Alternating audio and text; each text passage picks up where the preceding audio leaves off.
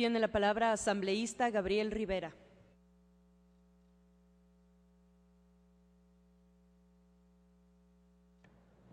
Gracias, señora presidenta. Que tengo mala suerte. Me toca hablar cada vez que se acerca la hora del almuerzo, señora presidenta, créame. Muchísimas gracias por el uso de la palabra. Voy a tratar de ser lo más sucinto posible, a pesar de que se han puesto sobre la mesa del debate algunos temas que son insoslayables y que son muy importantes.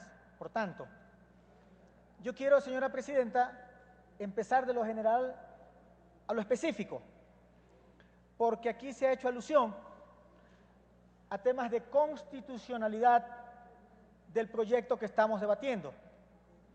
Y entonces, si es que hay problemas de constitucionalidad de un proyecto, mal podríamos estarlo tratando. Pero déjenme compartir con esta sala el hecho de que se ha hecho un poco como común, como bastante normal, el que algunos sectores, ya que no pudieron deslegitimar la Constitución, porque fue aprobada por el pueblo ecuatoriano, mayoría como todos conocemos, ahora quieren deslegitimar las leyes que tienen que desarrollar mediante reglas esos principios constitucionales. Y entonces se hace necesario el debate, señora presidenta. Se ha dicho, y lo he escuchado en este pleno, cuanto también en medios de comunicación, por parte de colegas asambleístas, de que no se puede desarrollar el artículo 158 de la Constitución, que establece cuáles son las instituciones que pertenecen a la fuerza pública.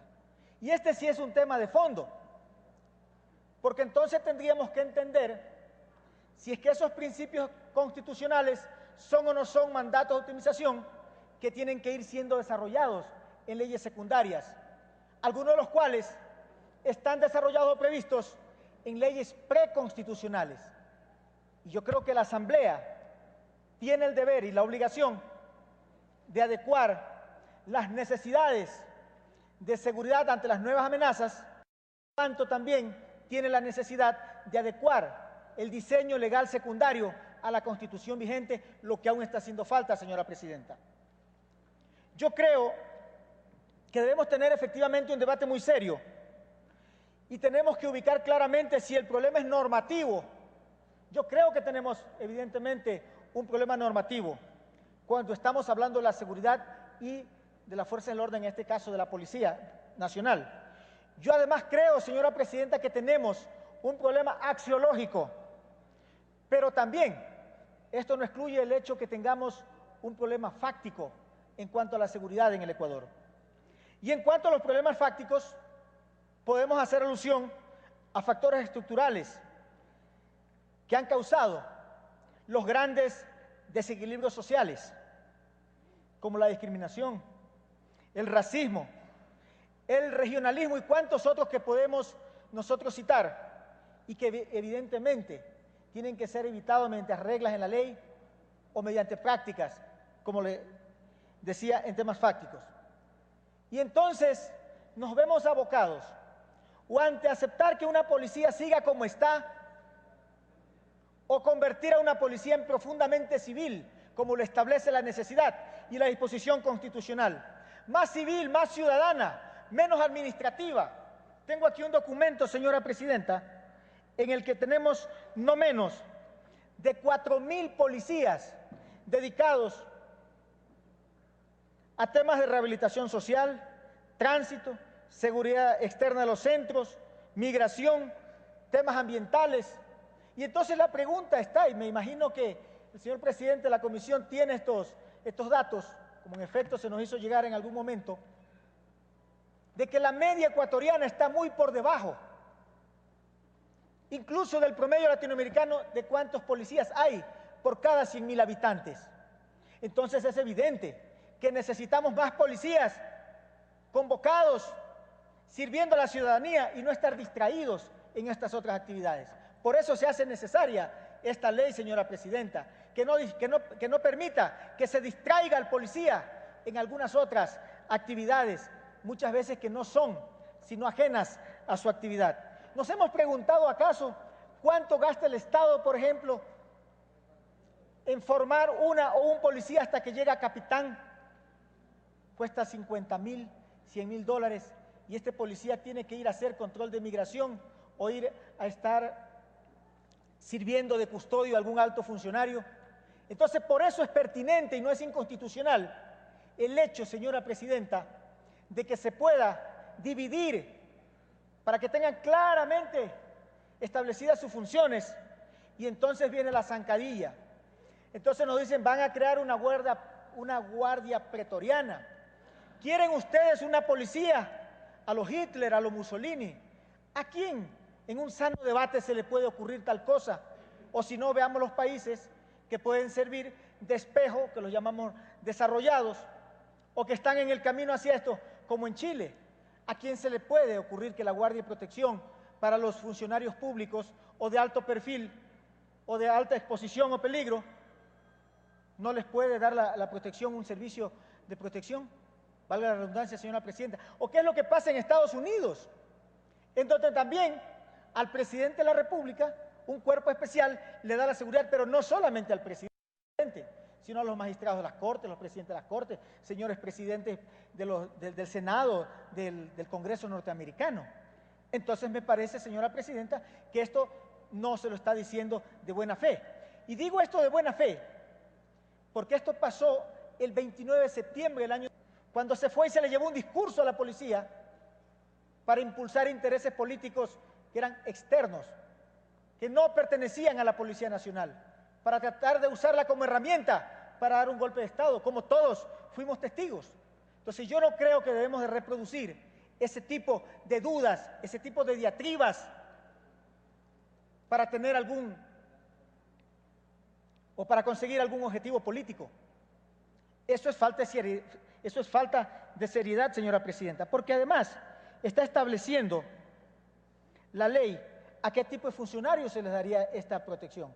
No está diciendo que es una guardia al presidente de la República o de Alianza País. Claramente la ley está estableciendo que es un servicio jerarquizado civil y cuya misión es dotar de seguridad a dignatarios, autoridades, altos funcionarios, personas relevantes, nacionales o extranjeras.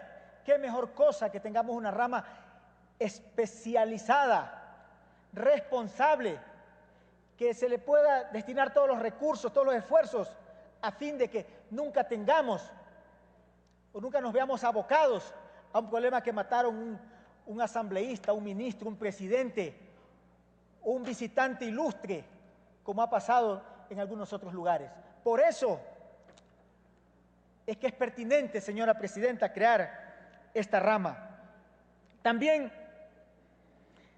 señora presidenta, vale indicar el hecho de que todos debemos estar interesados en combatir la impunidad, porque como lo sostuvieron quienes me precedieron en la palabra, si es que yo mato, si es que yo asesino, y estoy seguro que el Estado a mí no me va a investigar, si es que yo robo y sé que no hay la suficiente profesionalización, los elementos técnicos, la disposición de recursos, entonces no me preocupo, porque sea la final que estaré dentro de la estadística que solamente el 1% de los asesinatos serán finalmente llevados a juicio, señora presidenta. Por eso es que se requiere una policía, una rama especializada para la investigación del delito. Mal podríamos pensar que estamos... Le queda un minuto. Gracias, presidenta. Mal podríamos pensar que estamos creando el caldo de cultivo para que seamos infiltrados por el narcotráfico, por el crimen organizado. Por el contrario, señora presidenta. Y para concluir, se ha cuestionado también de que sería, me parece que fue por parte del colega asambleísta Aguilar, se ha cuestionado también el hecho de que no está claro qué va a pasar con aquellos policías que actualmente se encuentran en labores administrativas. Facilito, señora presidenta. Aquellos que no son policías y que se encuentran en labores administrativas, pues no son alcanzados por esta ley porque están bajo el imperio de la LOCEP. Y aquellos policías que actualmente, estando formados, están en labores administrativas y no dando seguridad ciudadana, es justamente lo que queremos, Presidenta. No es ese el problema. Ya no que no estén distraídos en esas labores administrativas, sino que vayan a prestarle seguridad al ciudadano, que vayan a trabajar con los barrios, con los recintos, codo a codo con la gente. Justamente eso es lo que queremos. Si se aprueba esta ley, señora Presidenta, como estoy seguro que se va a hacer, y para no hacer abuso del tiempo, tendremos, si es que no me equivoco, y no están mal los cálculos, 4.000 policías que saldrán al siguiente día o en las siguientes semanas a las calles a dar mayor seguridad. ¿Acaso no es eso lo que queremos? Y una cosa final, señora Presidenta. ¿Cuánta injusticia ha habido en el Ecuador? Y esta ley la estaría acabando. Usted sabe, el más pobre, el que menos plata tiene, el que es de provincia, el que es de lejos, el que es de un recinto en donde no llegó quizá las oportunidades a la tropa, y el que tuvo mayores oportunidades a ser oficial. Eso se rompe con esta ley, porque el pueblo ecuatoriano demanda una democracia material, no la democracia formal que algunos están pletóricos y esperando que regrese. A construir ecuatorianos, a construir policías de mi patria, una democracia material, una democracia que todas la podamos vivir, que se sienta en los cuarteles, que se sienta en las escuelas policiales, que se sienta en esta asamblea. Adelante, Presidenta, yo creo que no debemos nosotros recapitular o recoger el discurso del miedo. Yo creo que estamos haciendo las cosas de buena fe y con amor y con dedicación. Las cosas siempre saldrán bien, señora Presidenta. Gracias.